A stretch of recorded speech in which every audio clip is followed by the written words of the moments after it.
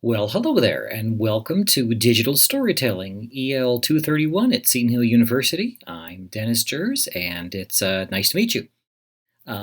This little welcome video is intended to be an orientation to the course. I'll orient you to the tools that we'll use, some important policies and procedures that I'd like to call your attention to, just to let you know a little bit about how a JTerm course runs, and I'll talk you through the first couple assignments that are due, and I'll also spend some time talking about digital storytelling, about the concepts behind the course and some of the big picture stuff that will orient you, I think, to the way the rest of the course is going to run. So I'll start off by reminding everybody, of course, this is an online course, so if you don't have regular access to the internet, you really might need to rethink whether this is the proper course for you to take. It's really vital that you have that access to the internet. The way the course works, you could be offline for a day, 24 hours or so, if you planned ahead and worked ahead and made sure that you did all the work before the deadline. So something like that is possible if you know you're going to be traveling and you're going to be offline for a day or so. Also, just to remind you that there's course content and deadlines pretty much every day. This is not a course where the interface is to a bunch of modules that you can complete on your own time whenever you feel like it. There are regular deadlines because interaction with your peers is an important part of making this class work. So the deadlines for each day are there to they're designed to make sure that we're all on the same page, looking at the same text, thinking about the same things, talking about the same things in the online discussions that are part of the course. So I'll call your attention to that procedure. And the assumption in digital storytelling is that you are a competent college writer, that you are interested in storytelling, and I'm going to teach it with the assumption that you have no prior computer programming experience. If you do have programming experience and you're an experienced creator of digital text, great, wonderful, then you're that much far ahead of the game. But for those of you who are not programmers, who have not done this stuff before, I just want to let you know that there will be tutorials for you to follow, step-by-step procedures. There's some group work so that you can learn from your peers. We'll find some creative ways of using Google Hangouts and other resources to allow you to collaborate online, and that group dynamic is very important. So, but I'm not expecting you to come into this class being an expert programmer. But like I said, I am expecting competent college writing and some interest in storytelling. Okay, we will not be meeting at any particular time during the day. There'll be a few formal recorded lectures like this one, but much of the activity will happen online in discussion groups and on blogs. Now, this website, the course website, runs at blogs.setonhill.edu, and if you've already checked the website out, you might have noticed that it's running very slowly, or you might not have been able to get through it all. I've been having to stop and restart the server about every 20 minutes as I've been trying to work on the course website tonight. So I am hoping that the IT department will be able to solve that problem as quickly as possible. If it's not solved early on the 18th by noon or so, I will work with finding some way to deliver this content to you through PDFs or for other resources. But for the time being, I'm going to hope that IT will be able to get this website up and running sometime during the day on the 18th. But we can certainly get started on this video. There's plenty of stuff for you to do, so I'm not worried about that yet. So I'll show you in a little bit. If you click on the 18th here, you'll see a list of what's due on the 18th. That's today. I'm expecting you to do some reading, to watch this video, of course, and to start an orientation that works you through some of the tools you'll be using for the website, or for the course, including this website, including a few other tools as well for submitting texts. So that's something that I'm asking you to do today. If you click here on the 19th, you'll see the list of things that are due on the 19th. Generally, they are due at 10 a.m. on the day they are listed. The exception, of course, is for today. I'm not expecting you to have anything due by 10 o'clock today. And on the 19th, the main assignment on that day, I've pushed the deadline back to 4 o'clock. A JTerm course is extremely compressed. Ordinarily, you have about 15 weeks to get your work done in a semester. We're compressing all that work down to a situation where each day that our class is in session, we have to get done the equivalent of about a week's worth of work in what would be the regular semester schedule. You may have heard that successful students spend about 2 to 3 hours minimum outside of class time for every 1 hour that class meets. Well, if class meets for about 2.5 hours a week during the usual semester, do the math and recognize that a JTerm class is going to be a time commitment.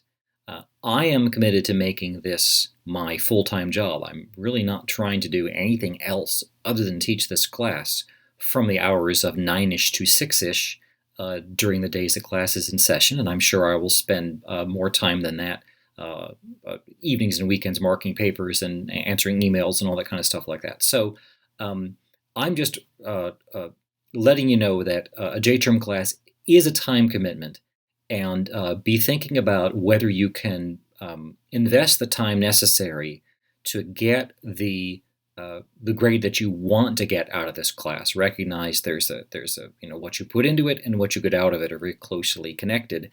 I'm looking at the syllabus. If we click here on the home page, let's see. Yeah, okay. On the home page, the content on this page will change as the course moves through. You'll always be able to find out what's due on the 18th, the 19th, the 20th, 23rd, etc. by clicking on those dates. By the way, the course will be on hiatus until January 2nd, I think, January 3rd. So let's check and see. Yeah, the 2nd, January 2nd. So we'll be on break. That I won't be fleshing out those days in between with more information. We're off all these days, but I will be adding more information as the due dates come closer. I'll add more things to the page. Okay, so the syllabus is your go-to document. I'm about to walk you through a couple very important things, but I just want to make sure that you do take a look at that syllabus, because this overview that I'm about to give you, it's not meant to be a replacement for going through the syllabus. Okay, so I want to talk about due dates. The calendar lists the due dates, not the start date. That is the date the assignment is due. Okay, submissions. If you have a problem submitting any assignment in the form that's requested, let's say I ask you to post a blog entry and you can't get into your blog for some reason, or ask you to log into the course management system, which we'll be using a system called Canvas, if for some reason your password doesn't work or whatever, find a way to get that work to me in some other format. You could email it to me. You could post it somewhere in your Google Drive and share it with me. You can stop the late clock by getting that work to me in some format. But stopping the late clock is not the same thing as submitting the work. In order for you to get a grade, in order for you to get feedback, you will still have to submit it to me in the format that's requested, but by getting it to me in some format, you can even fax it to me. The fax number is on my contact page. I'll make sure you can get that. I'll email everybody that information. If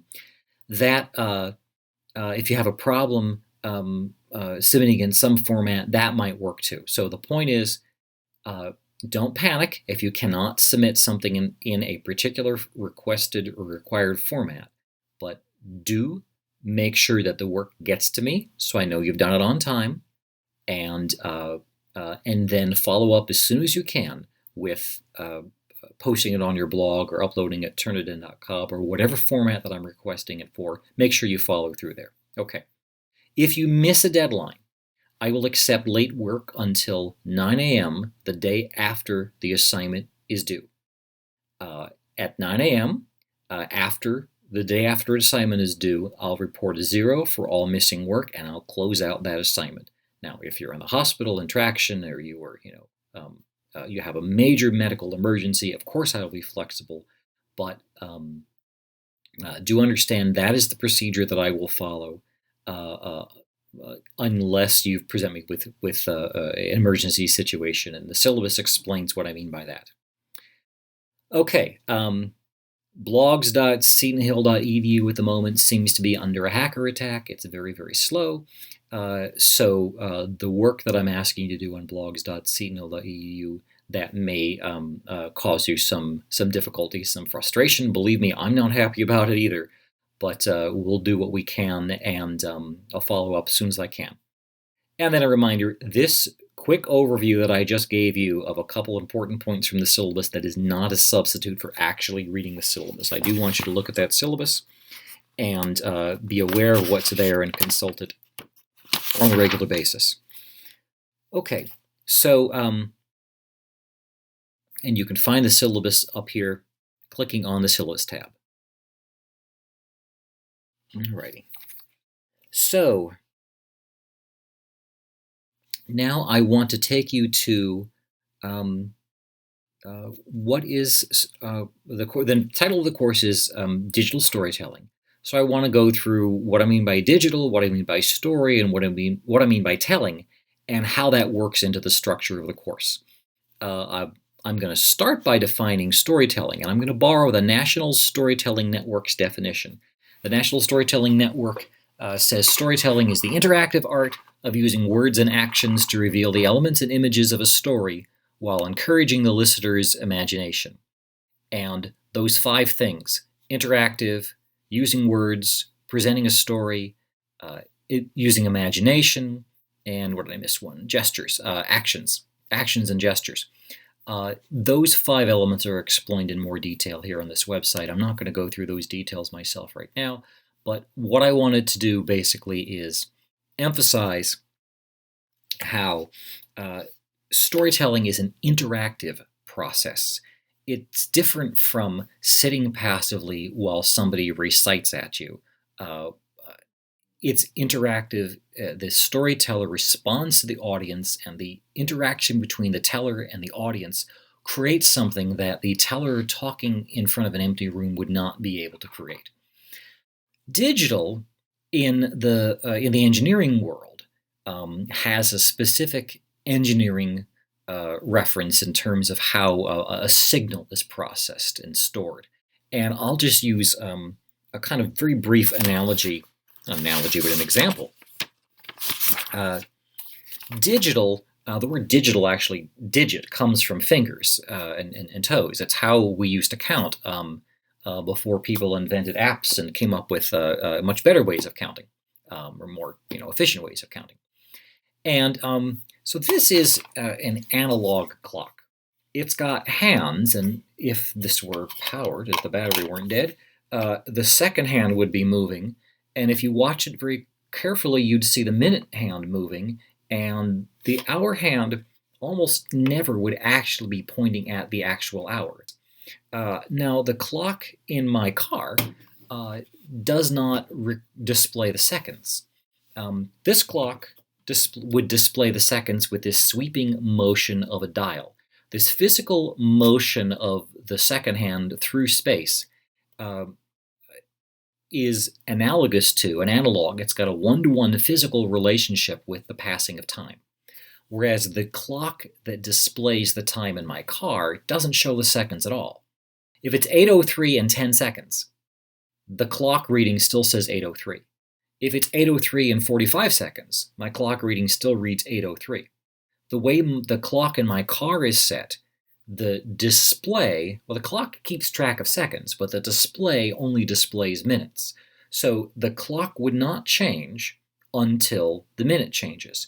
So you really can think of that digital clock as storing discrete chunks, discrete measured chunks of time, rather than a smooth flowing process of time.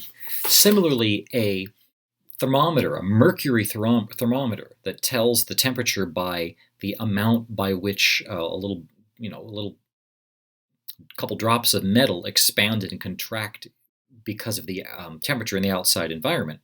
That's different from a digital thermometer, which certainly can sense temperature the same way the mercury does, but the display of a digital thermometer uses numbers. It uses discrete scored numbers. If I draw the letter A, or write the letter A, my letter A is going to look a little bit different from your letter A. And an A that I write this morning is going to look a little bit different than an A that I write this afternoon. Each letter A that I create is recognizably an A, or should be if I have anything close to decent handwriting. But not every A looks the same. Handwriting is analog. The physical motions of my hand connecting the pen, connecting the paper, translates into a signal, a line, which my brain then interprets as a letter.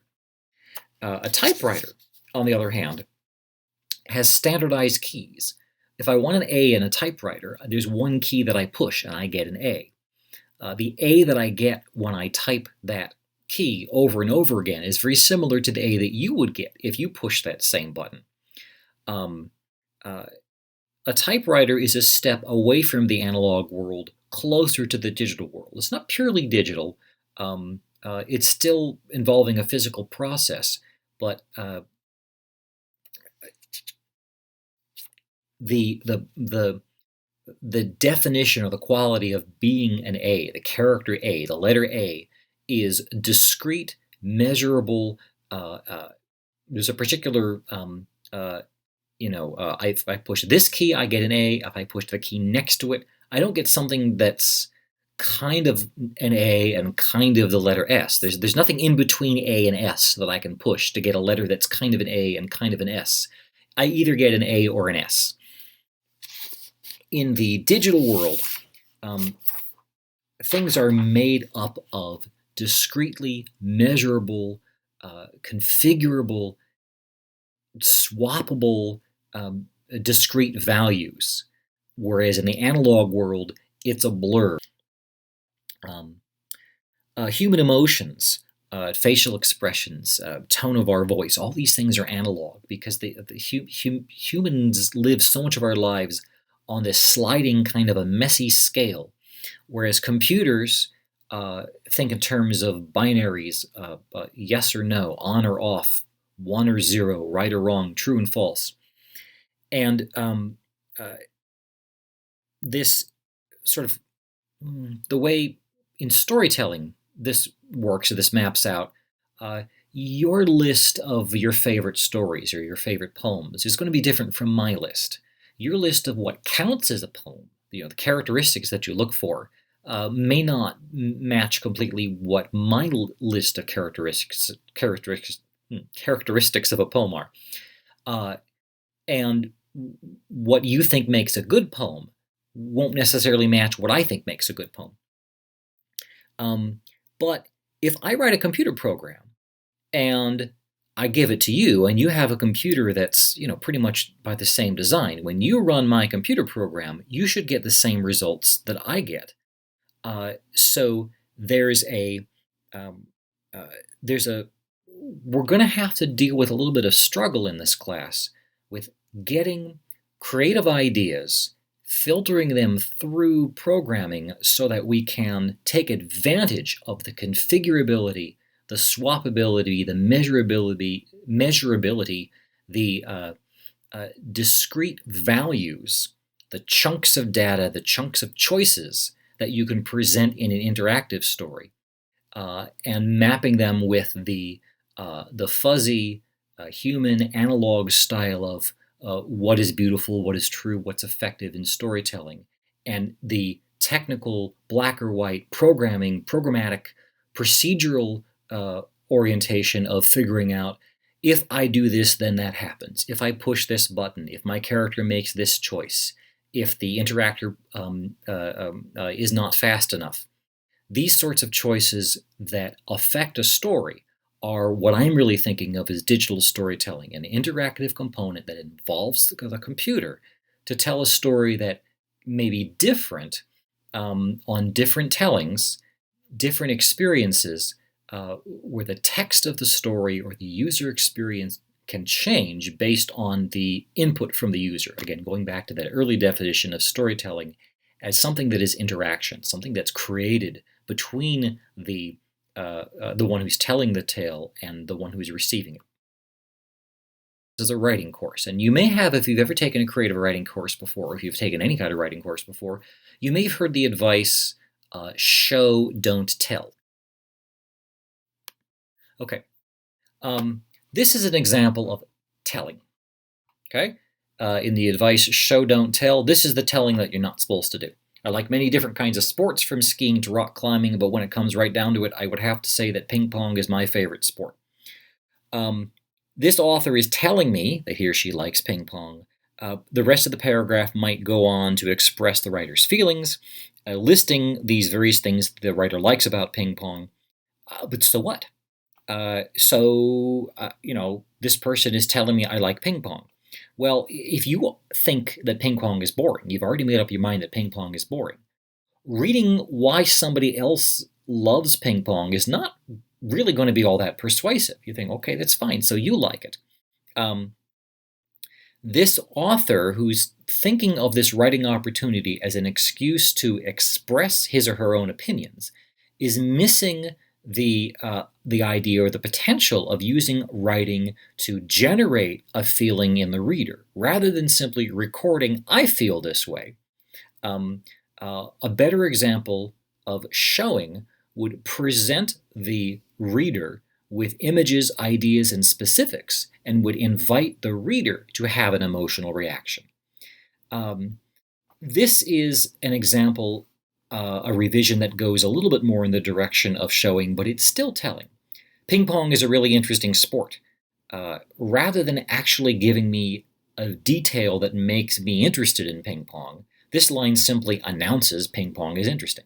If I don't agree with you that ping pong is interesting, hearing you supply a label like this isn't going to make me interested in ping pong.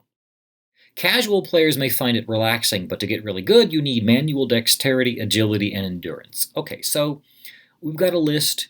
Perhaps later on in this paragraph, this author might be able to provide me with details that prove to me that ping pong is interesting. But right now, there's nothing interesting about ping pong in this paragraph that claims to say ping pong is interesting.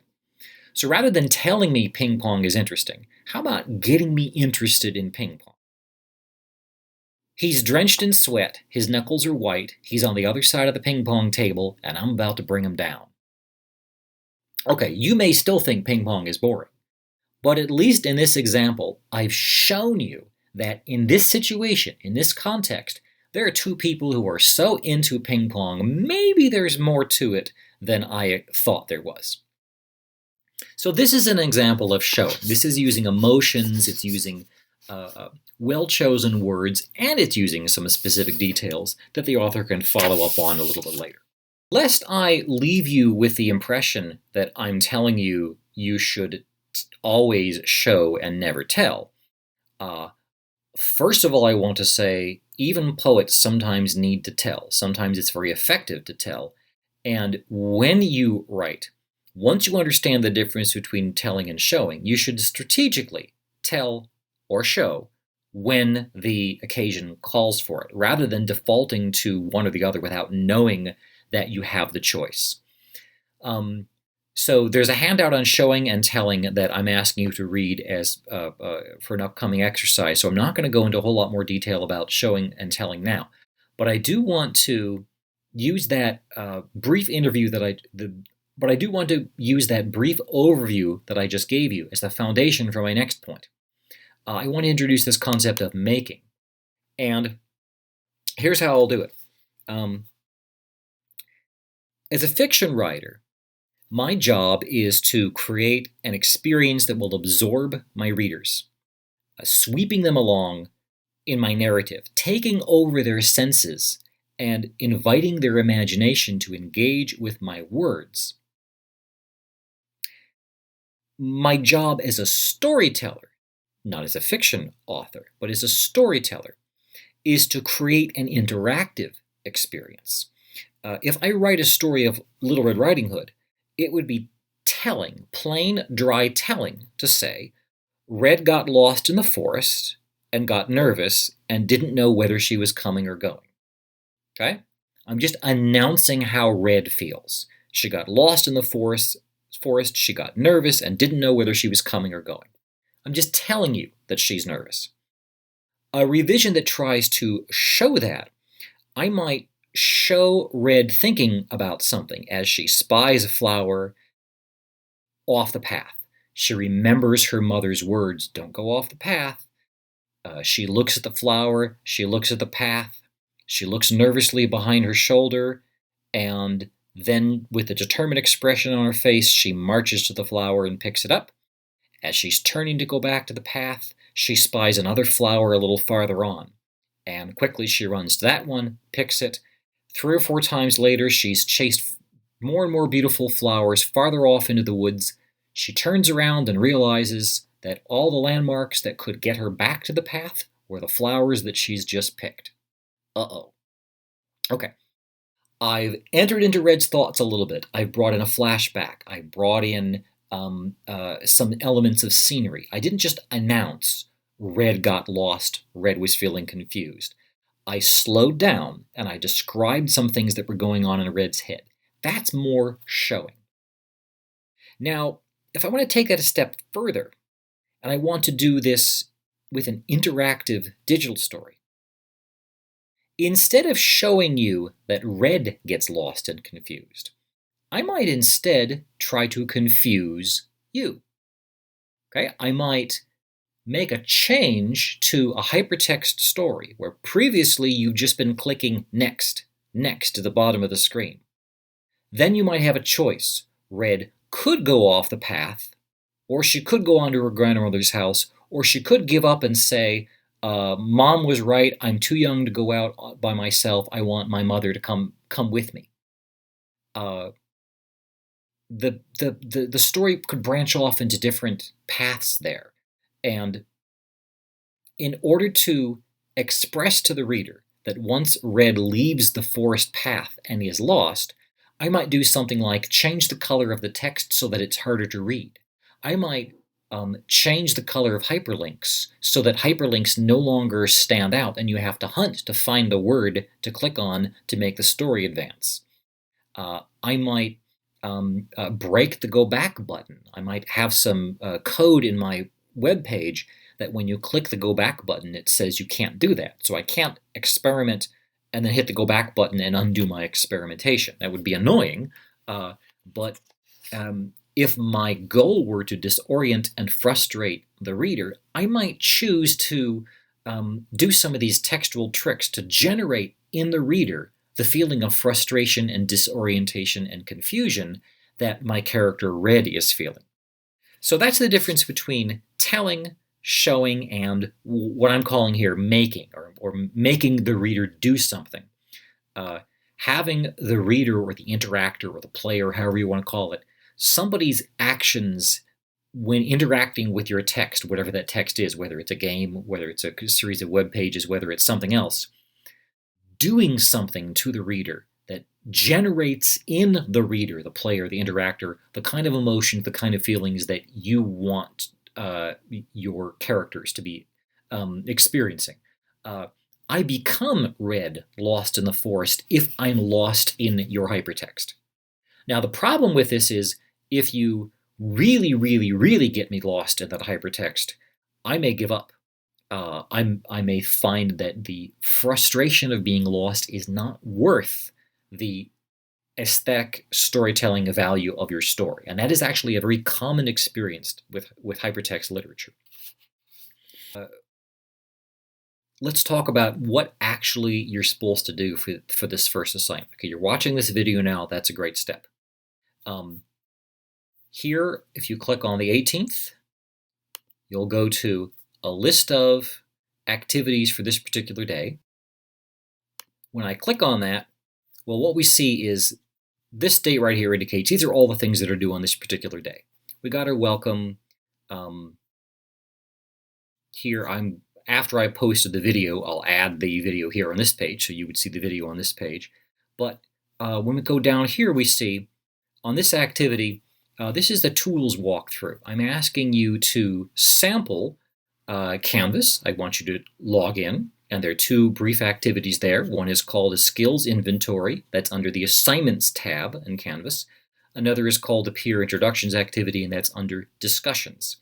I think the Canvas course management system is pretty easy to use, and I think that just knowing you need to just hearing that you need to look under assignments and discussions is probably all you need to know on this. If I'm wrong and you need help, there are places where you can, well, I'll show you what to do if you want help. Okay, so I'm assuming that will work out pretty well for you. Neither of these activities should take very much time. Okay, Turnitin.com. You may have used that before in another class. I will be using the gradebook on Turnitin.com. Some of the assignments will be uploaded there, but I'll be reporting most of the grades on Turnitin.com. Here's the class ID. Here's the password. Try again. And there is an assignment that's due. It's actually due 4 p.m. tomorrow, so that text is actually inaccurate. The assignment is due 4 p.m. on the 19th. So you'll see that in Turnitin.com. Okay, another activity, WordPress. Follow a tutorial that you'll find on here, and that 40 or so minute tutorial, 40 minutes, 30-minute tutorial. 30-minute tutorial will introduce you to WordPress. If you blogged for me in a class in the last couple of years, you don't need to watch this video again. But here's an outline that reminds you what the contents of that video is. So if you don't watch the video again, at least be reminded that I do have some tips for how to write a meaningful hyperlink, and we'll go over that in a little bit more detail as we start a hypertext writing unit in this class. Okay, I'll leave a comment on your blog. Once I found it, I'll find your blog through the link that you leave on this page by following the instructions that you'll see in the video. I think it'll all be pretty clear. 99% of the time, students who watch that video have no problem following through, unless, of course, there's a problem that's on the technical side. And if I hear about that, I will do my best to solve that problem. But I do think there's plenty for you to do in this walkthrough activity. And if we don't finish this walkthrough activity on the 18th, there's still time for us to work on it on the 19th. Okay, so this next item that I want to look at is just a very, very brief overview of what we're doing in Unit 1. I'm going to let you read that on your own. And then let's preview what's due on the 19th. And in Turnitin.com, I'm asking you by 4 p.m. on the 19th to upload this 300 to 400 word story, storytelling autobiography. I'm going to let you read this yourself, and if you have any questions, feel free to contact me. The next thing here, close reading, Introduction to a College English Skill. Now, this up here says respond, but there's no icon over here. Aha, that's because we need to click here. And now we see that we are on this particular page, a page devoted just to this assignment, and that actually has the sign in button, and you can see a place to post a comment. Okay, this page is a collection of items that are all due on Thursday, and as you can see, there's no place to leave a comment. But this one right here says you're supposed to respond to it. The video will explain what I mean by, not this video, I'm sorry, the WordPress video, which is on the 18th. Here, this video will explain what I mean by responding via your blog. Okay, back to the 19th. This video is a 40 or so minute lecture on literary close reading. If you've happened to take a literature class with me before, you may have already watched this video. I suggest that you take a look at it again anyway, just to refresh your memory so you know exactly what I'm looking for when I ask you to do a close reading of this short story. This is a traditional short story. It's not a digital short story. There's nothing high-tech or modern about it. It's a classic, wonderful short story that I don't want to say anything much more about it. Just read it. And I've got a prompt here. After you've read it, after you've read this here where I tell you what I don't want, I don't want you to summarize the plot. I already know what happens in the plot. I don't want you to tell me who your favorite character is or whether you can identify with people or what you would have done in that situation. All those things are great discussion starters in another context. For this particular activity, I want you to demonstrate that you can do a literary close reading of this story. And here's a prompt that I'd like you to respond to.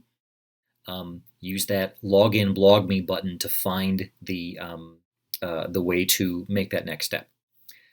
Okay, the next short story, and this is Borges' The Garden of Forking Paths. It's a story that was originally published in Spanish in 1941. This is obviously a translation I'm asking you to read. Here's some links down here for you to find the full text. This is a traditional story that imagines what it would be like to read what we would call a hypertext story. So this author is theorizing a text with multiple endings, multiple paths through the story, multiple choices the reader could make in multiple versions of a story. I think you just need to read that to understand what I'm talking about. Okay, then once you've done that and responded to that, here's a quick document on tips for how to be a good writer of short stories. And then remember, I promised earlier, here's a whole handout on show, don't just tell. This explains in more detail what I mean by the difference between showing and telling. I'm not asking you to respond to each of those separately. One response for something that you found interesting about both these handouts, some connection that you could make, would be very useful here. And again, it says respond here. That's telling you I want you to blog about it. Click here on this. Here we see this button that will take you to the sign in. But again, you have to watch the WordPress video and follow those steps in order for that to make more sense. Okay. I have not fully fleshed out everything that's happening on the 20th. I'll break this out into separate pages over the next couple days. But if you want to start reading and get a sense of what's going on, you can start engaging with the text that I'm going to ask you to write about. You can start doing that as soon as you like. And same thing for the 23rd. So that's been a very compressed whirlwind tour of the website for digital storytelling. And my thinking is, because this early in the semester, I have time to troubleshoot because you guys haven't started submitting work yet. In the future, in the near future, once that work starts coming in and I'll be spending time reading it and evaluating it, I won't have quite as much time to troubleshoot. So this is why I'm asking you to sample all these tools right away, so that I can get a sense of figuring out what's working, what's not working. If something is working very smoothly and something else is not working that smoothly, I have time to shift content around and maybe adjust my expectations a little bit. But so welcome to digital storytelling. I'm looking forward to seeing the great stuff that you produce and watching you guys interact with each other, and certainly teach me something new about digital storytelling that I didn't know about. So that's part of the fun of teaching a course like this, where the field changes so quickly. I get to see your creative skills, your creative talents, and learn about some new possibilities that I wouldn't have thought of otherwise. So I'm looking forward to seeing that. So there we go. Welcome to digital storytelling, and I'll be looking forward to hearing from you soon.